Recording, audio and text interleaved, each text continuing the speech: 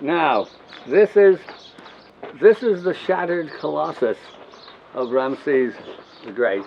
See his That head? shattered in an earthquake in, I think, 27 BC or 27 AD. I forget which it was. 27? And this is we'll look at it from the other side. This is the model for Shelley's famous poem Ozymandias. And I'll read the poem off when we get up there, because that's a better place to do it. And meanwhile, this is the acacia tree that's sacred to Egypt. And this tree could well be 1,000 or more years. They grow very, very slowly. Wow.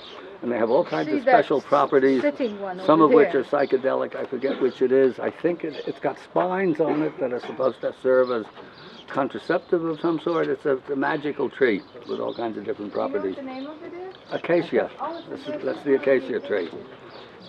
Anyhow, Grab a sample for tonight. what's that? Let's grab a sample for tonight. Let's grab a sample. We can do that, yes.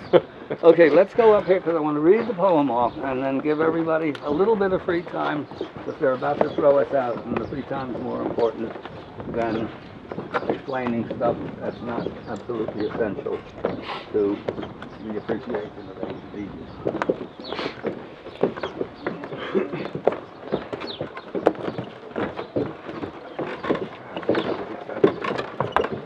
That's Ramses the Second. Yes. 1290 BC. And this is a great light to see it in. Look at the statue. And there's that shape of the ore again on the top. Uh-huh. What are you talking about, Garrett? Well, that's on the top of the ores on the solar boat. You said make note of that. Oh, yeah. shape. No, that's different. This is different. This is a closed papyrus column. The ores are different. They have a rounded top like this. They have a top like this. You'll see when we get to Karnak tomorrow. Okay. Now, actually, here. This is the book cover shot. That's right. This is the book cover shot. Now, actually, let me tell you. Wait a sec before you do anything. First, I want to read the poem. Hold on.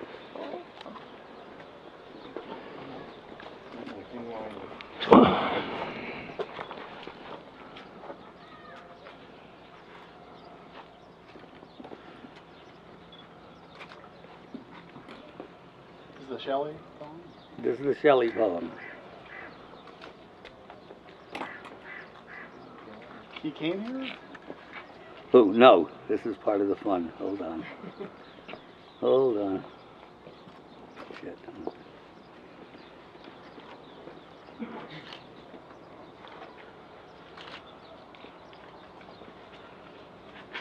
Okay. Here it is. Shelley poem. I met a traveler from an antique land who said, "Two vast and trunkless legs of stone stand in the desert. Near them, on the sand, half sunk, a shattered visage lies whose frown and wrinkled lip and sneer of cold command tell that its sculptor well those passions read, which yet survive, stamped on these lifeless things, the hand that mocked them and the heart that fed. And on the pedestal these words appear. My name is Ozymandias, King of Kings. Look on my works, ye mighty, and despair. Nothing beside remains round the decay of that colossal wreck. Boundless and bare, the lone and level sands stretch far away." Well, they don't really stretch far away because there's a big temple that's still sitting there 3,500 years later, about at which time it's unlikely that anybody will remember Shelley. It's a cool poem. But he didn't say he saw it. He said, I met a traveler from an antique land. That was almost certainly Diodorus Siculus, Diodorus of Sicily, who reported on the shattered Colossus. And the sneer of cold command, you cannot tell it from here, because the head is here. But in fact, there's another behind you. You'll see the head of a colossal figure of Ramses. And by anybody's reading of let's say, of body language and so on, that's hardly a sneer of cold command. Looks rather like an Oriental bodhisattva. Anyway, I mean, it's fun to read this, and as I said, it's a wonderful poem, but it's lousy Egyptology. meanwhile, there is talk, because just about the whole statue is there, and there is talk of putting it back together, which I think would be a cool thing to do. Why not? To see what it looked like new, and whatever isn't there, they could. What? Put 100 pounds into it. Okay, sure. Start collecting. That's right. Okay. Are you going to let them loose or you want to? In a second, I will. I just want to say, in terms of photo op, if you're going to take a picture of the Colossus, the place to take it is from up there a little bit and with somebody in shot, because otherwise you don't get a sense of scale. So, and the light on it is very, very good. So, over to you. So we can all get a What? picture of you in front of it. Well, I can do that. Good idea. Bakshish. Whose book is this now? Who loves it? Just kidding. How about A 10 what?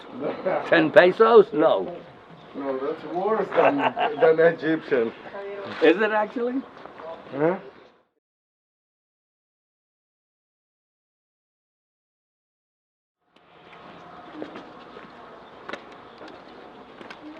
Yeah, this place has an air to it, doesn't it? Yeah. Very special. And at this hour, there's a hush to it. It's great. And we have it all to ourselves. Yeah. Yeah. It's rarely that there are many people here, but not that often that there are none.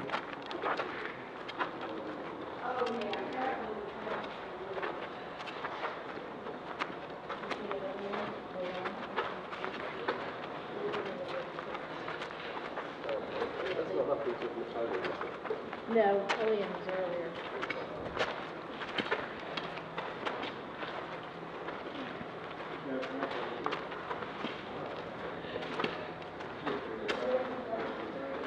Everybody, follow me. Please.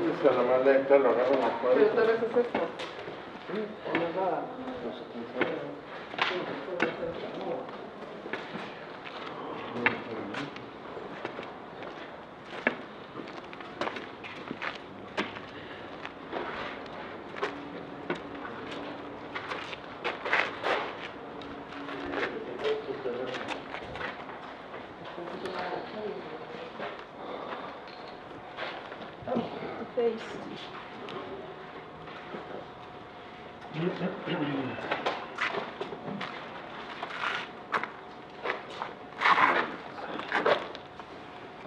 Laser pointer won't laser in this much light. Okay, this is a very famous a motif that gets repeated over and over and over.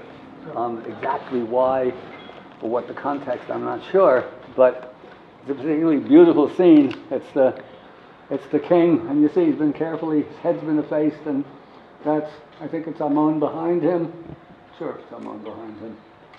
Where's so high low? She's down there. Anyway, and you see that with a stylus, should be Jehuti, but it's not. Oh, there's Jehuti over there. Anyway, and that's the shot, called female consort of Jehuti and the king. And it's a tree, Shawla says it's called a Persea tree. And I don't know which tree that is, but it seems to be of the avocado family. And you see Amon is writing with a stylus on the pit of that tree. It looks like an avocado pit. And it's the king's name, Usamat Ra, Setapan Ra, chosen of Ra. And Seshat also has the avocado pit. And according to Schwaller, the quality of this particular pit of this fruit is that if you put a piece of linen over it and write on it with a sharp point with a stylus, steel, in this case it wouldn't be steel, but copper or metal or stone even, it exudes an indelible ink. So in other words, it's another way of expressing the immortality of the king, of eternal life, of writing it in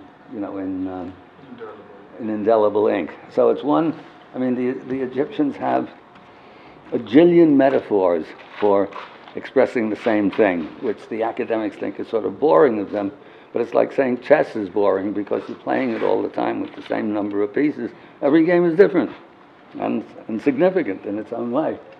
So it's the same thing, and it is a particularly beautiful, yeah, a piece of artwork. Yeah, I mean, I would like to have that in my room, you know, in a house with a room big enough to have one of those in it. Anyway, that's about it, because they're going to throw us out of here. So, yes, What dynasty was this? 19th is Ramses. I was thinking sometimes where they were able to probably take all the face out in the same, because it's pre-carved at the side. Yes. They could probably take all the fresh, complete, at least the face together. No? Or was it only destroying, or probably sometimes it was they took the... When they're Taking away effacing took it away, yeah. No, when they do, no, they're not taking it away. When they're doing this They just here, destroy it. they're the same principle as in Dendera. Okay. They are decommissioning this course. particular temple and this particular relief for reasons of their own. You see Seshat's face, just a tick, tick, tick, tick, tick, tick, Yeah, tick. And as I said, this would be clearly. a great PhD study, because it's all over the place.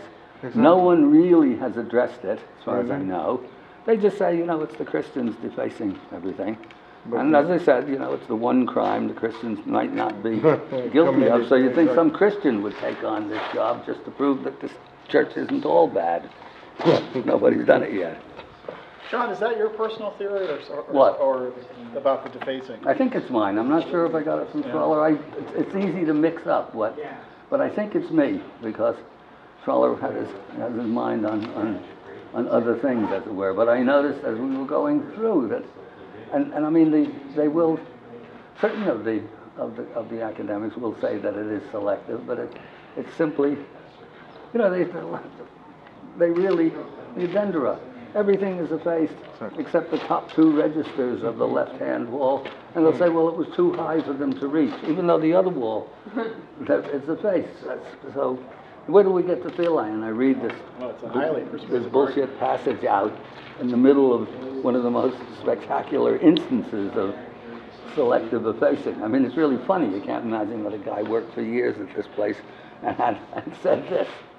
So it's hard to acquire respect for academics. Well, actually, for me, it's hard for me to acquire respect for almost any orthodoxy, because an orthodoxy or an establishment is almost by definition guarded by mediocrities. The creative sparks always have to fight to get something new accepted by their own colleagues. I mean, Max Planck, the physicist, said, it's a famous quote, that new ideas never supplant old ideas because of the quality of the evidence. What happens is that the old guard dies out, and the new people who've been brought up with the new evidence supplant them to become orthodoxies in turn. I mean, I've lived long enough to watch this happen, you know, a number of times. So I don't get upset by it. If I did, they'd win. So I don't. I just have fun. So are you saying that they decommission it by doing Here? the faces? Yes, absolutely. Look. Hands defaced, and it means, you'll see when we get to Edfu, there's some very interesting evidence that leads to a particular way of looking at it, and I won't go into that here, one, because not everyone is here, and that way I don't have to repeat myself. So anyway, hang around. Yeah, there's some sort of, there would have been, it should be at the top, probably copper or maybe even gold sheets, metal, that were hammered in there. That would have been inscribed. How they know that exactly, I'm not sure, but that would have taken, that's what they say, and I see no reason to contradict them. There would have been huge metal sheets going all the way to the top, although you don't see anything at the top where they'd hammer it in there. But anyway, that is what they say. Or maybe it's just the bottom registers, not sure. But that's what they say. You've got those, maybe. Yeah. I don't know. Which? See that hole there? No, those are the rock peckers. Those are these holes, the ancient Egyptian rock pecker, that is now extinct because its bill were run away before it could get to its food. But no, these are for, the locals are camping in here, and they're erecting poles to Hang up their clothes. well, not to hang up their clothes, but for roofs, to make it for tent roofs. Yeah. Just supporting your theory, I mean, the people that were camping out here, look at their That's right. work. And then the precision of that up here is, Yeah. that's just too much darn work to be that precise. Exactly, yeah. I mean, you think, you really don't have to be a genius to come to that conclusion, but it helps not to be an idiot. Okay, I'll leave you guys alone. Can they tell when the phasing was done? No, to the best of my knowledge, nobody has ever looked, but it wouldn't surprise me if they could figure out a way, somehow, I'm not sure how. John, those My cool guess, cutouts, my guess is that it's first, second century AD, when they know that the ancient Egyptian religion is on its way out and Christianity is coming in, and the priests take it upon themselves to do that. That's my guess. And after that, they abandoned the temple. Yes, and the Copts took over and hammered the crosses in and appropriated the temple. By the way, this is a great view from here of the Colossus. And as I said, if you're going to take a picture, put someone at the end there to get the And the that scale. again, John, the pink granite, wasn't brought from this area. I mean, I've seen only other kind of limestone. Well, yeah, no, there's plenty of granite, but all of it, every little piece of it has come from Aswan, which is 300 kilometers to the south. And then, of course, it's in Cairo and Because the mines of granite are not here. No, Is the that quarries correct? are in Aswan, and only in Aswan. Only in the front. Yeah. And other stones are also only somewhere else far, but they've gone to a lot of trouble to Like the bring. green granite here. All red and black granite all comes from Aswan, but there are, for example, there are quartzites that come from 60 kilometers away, and there are diorites that come from Nubia. So all kinds of stones come from different places. No, it's like that.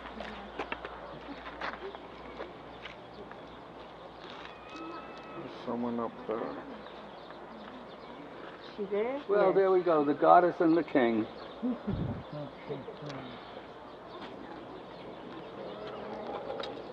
One more.